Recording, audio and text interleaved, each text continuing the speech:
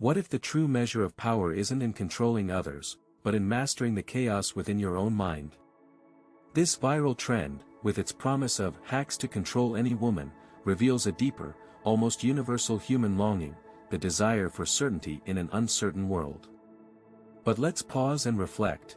When we seek to control others, what are we really trying to control? In ancient Stoic philosophy, thinkers like Epictetus taught that the only thing truly within our power is our own judgment, our own actions, our own responses. Everything else, the behavior of others, external events, is beyond our direct control. This isn't a limitation, it's a liberation. By shifting our focus inward, we tap into a wellspring of resilience and peace that no external manipulation can ever provide. And as we explore this shift together, I invite you to join a growing community of seekers here on this channel, a space where we question, learn, and grow in our understanding of what it means to live with wisdom and virtue. Imagine a life where your happiness isn't tied to someone else's actions, where your inner calm remains unshaken by the storms around you. This is the Stoic path, one that transforms the impulse to control into the practice of self-command. Consider the psychology behind dark tactics. They often stem from fear, insecurity, and a misdirected need for validation. But Stoicism redirects that energy toward building character, cultivating virtues like courage, justice, and temperance. Marcus Aurelius, in his private meditations, wrote that the soul becomes dyed with the color of its thoughts. If we fill our minds with schemes to dominate, we color our world with conflict and discontent.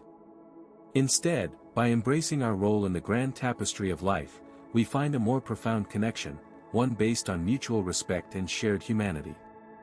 Think about the modern applications, in relationships, at work, in daily interactions. When you feel the urge to control, ask yourself, is this something I can change? If not, practice acceptance. If so, act with integrity and compassion.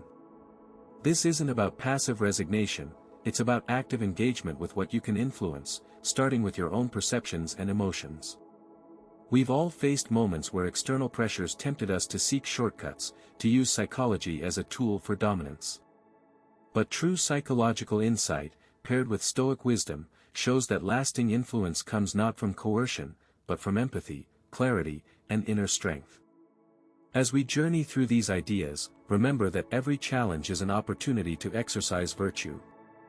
The next time you encounter a situation that triggers the desire to control, pause. Breathe. Reflect on what is within your sphere of influence. This simple practice can dismantle years of conditioned responses and open the door to a more authentic, empowered life. And if this perspective resonates with you, if you're curious to delve deeper into the art of self-mastery and the psychology of human connection, I warmly encourage you to subscribe. Together, we can build a society of thinkers dedicated to exploring these timeless truths, free from the noise of superficial trends. Let's conclude with a thought from Seneca: we suffer more often in imagination than in reality. The fear of losing control often drives us to seek it externally, but by training our minds to distinguish between what we can and cannot change, we reclaim our freedom. This isn't a hack, it's a philosophy, a way of life that has endured for millennia because it works. So, as you move forward, carry this insight: the greatest control you'll ever wield is over your own thoughts and actions. Master that, and you'll find that the world, and the people in it, respond not to manipulation, but to the quiet power of a well-ordered soul.